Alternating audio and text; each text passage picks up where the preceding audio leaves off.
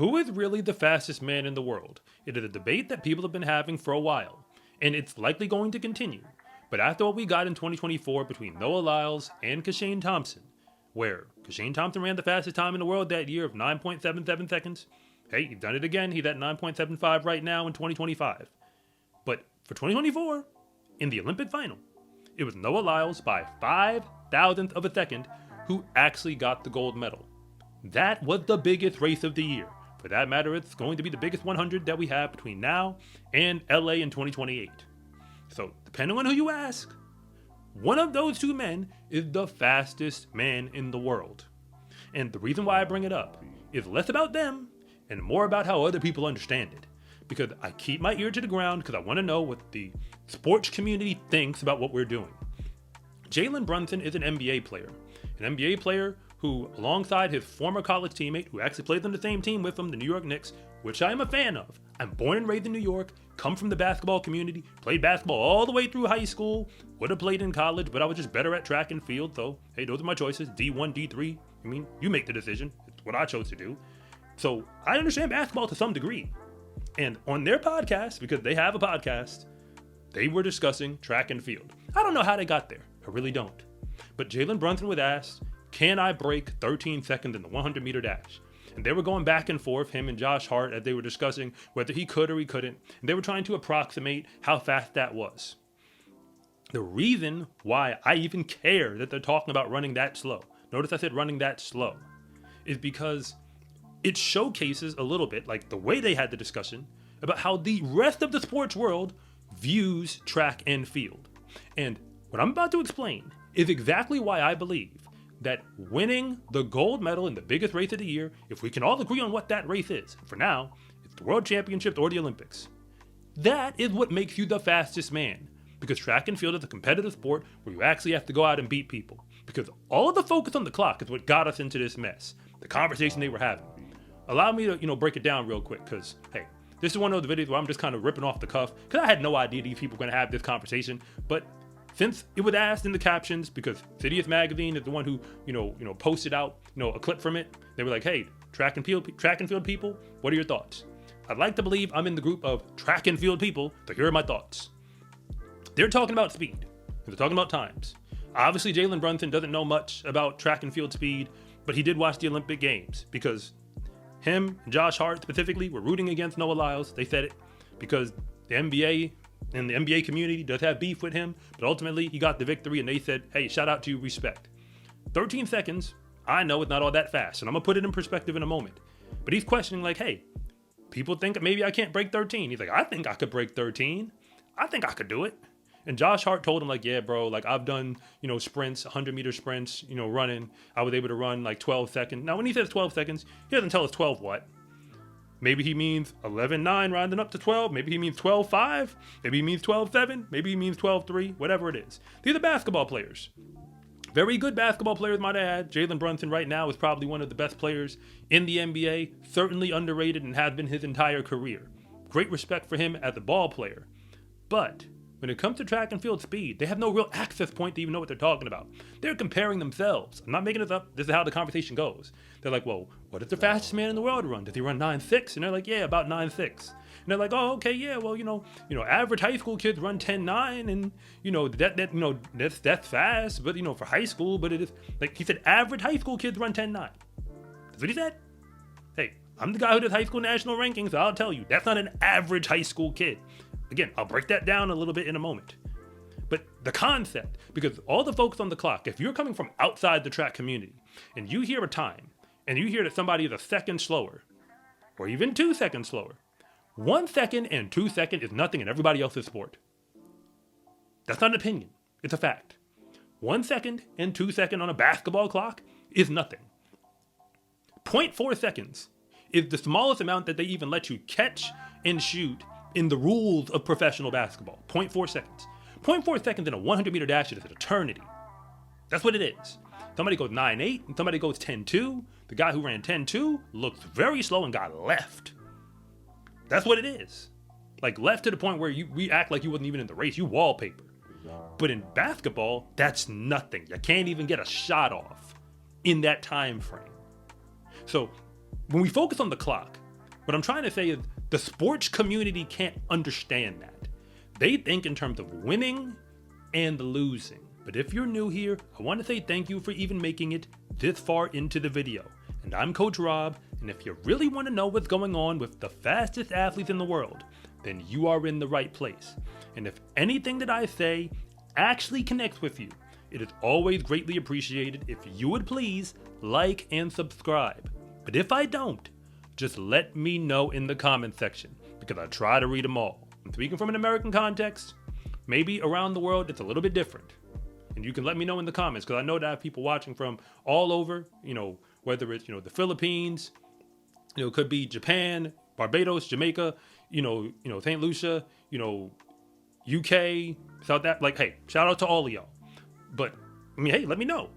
The general perspective is that people don't get it. When I think about speed, and we're talking about a boy or a man in the 100-meter dash, this is actually how I see the breakdown of speed. It looks something like this.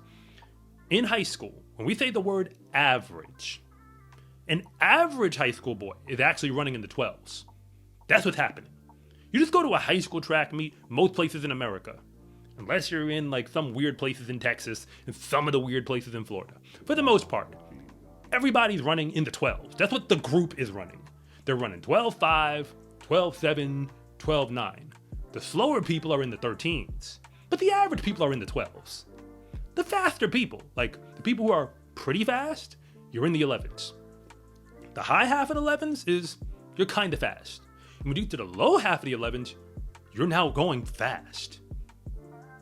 You see what I'm saying? Like, that's what it is. Because you can start winning things now. You can start winning league championships at the high school level. Like the same kid, who, if you think about it perspective, the guy who goes all league in high school basketball, like, potentially like league MVP in like his, area or his, county or something like that. That guy is the equivalent of a individual league champion in track and field in the 100. And you can do that running 11.4, 11.3, 11.2, 11.1, depending on where you are in America. Not everywhere, but depending on where you are. Once you hit 11.0, again, we're just talking time, so I'm not getting into win factors for the moment. Let's assume everything is win legal. Once you hit 11.0 and specifically go under it, break 11, that's when you become really fast. Because when you're in the 10 anything, as a high school boy on down, like high school boy even moving to college, now you're fast. You're a real track athlete. Fast enough where nobody can really beat you who doesn't do track. Every once in a while, we can get a football player who has speed or somebody from some other sport who happens to be really fast who never focused on track. But generally speaking, like if you get a really fast kid from another sport and put him on a high school track team, they're going to struggle to break 11.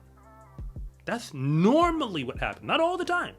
But if we're talking about the average, that's still where you are. Those people are knocking on the door of 11.0, but they're not under it. From 10.9 on down, like once you're going from there to like 10.6, 10.5, again, those are all the fast guys. But when we talk about, now running like really elite speed, that's when you start hitting 10.5 on down.